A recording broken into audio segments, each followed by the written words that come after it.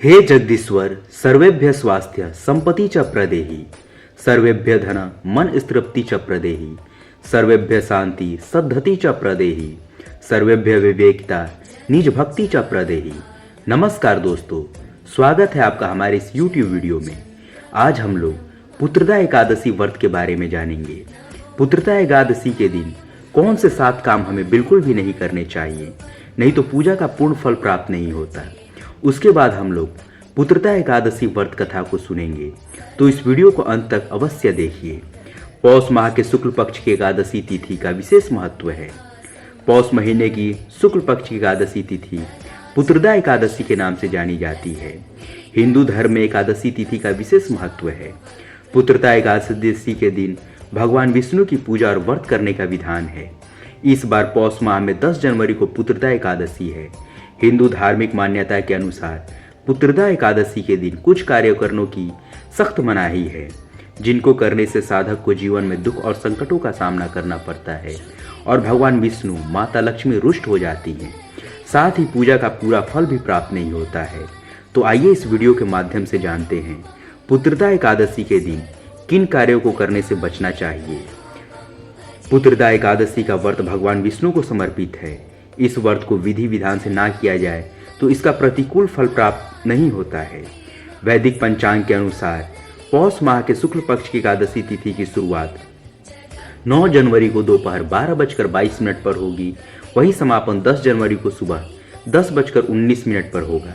उदया तिथि के अनुसार पुत्रदा एकादशी का व्रत 10 जनवरी को मनाया जाएगा। पुत्रदा एकादशी के दिन किसी का अपमान नहीं करना चाहिए। पुत्रदा एकादशी के दिन तामसिक भोजन से परहेज करना चाहिए। साधक को सुबह की पूजा करने के बाद दिन में नहीं सोना चाहिए।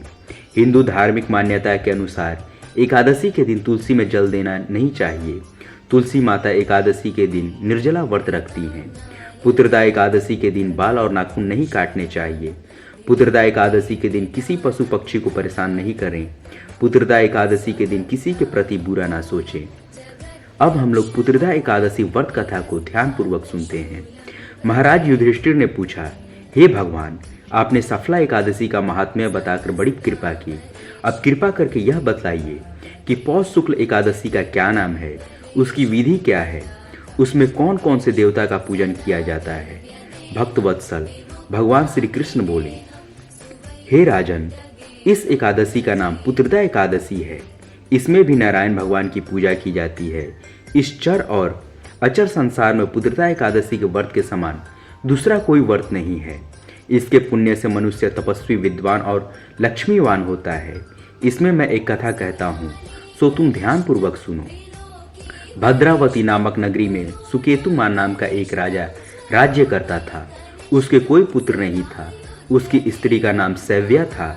वह निपुत्री होने के कारण सदैव चिंतित रहा करती थी। राजा के पितर भी रोकर पिंड लाया करते थे और सोचा करते थे कि इसके बाद हमको कौन पिंड देगा। राजा को भाई, बांधव, धन, हाथी, घोड़ा, राज्य और मंत्री, इन सब में से किसी से भी संतोष नहीं होता था। वह सदैव यही विचार करता था कि मेरे मरने के बाद मुझको कौन पिंडदान करेगा। बिना पुत्र के पितरों और देवताओं का ऋण मैं कैसे चुका सकूंगा।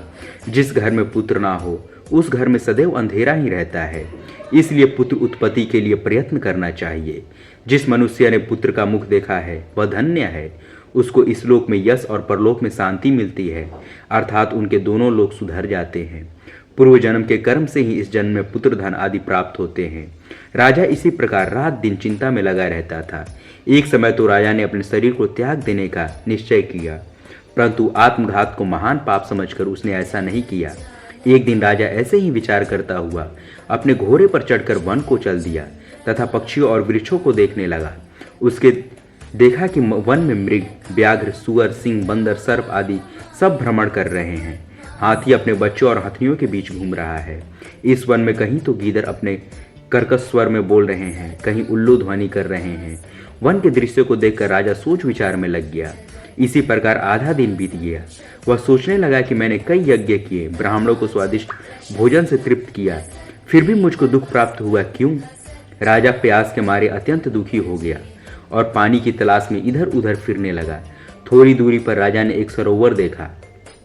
उस सरोवर में कमल खिले थे तथा सारस, हंस, मगरमच्छ आदि विहार कर रहे थे।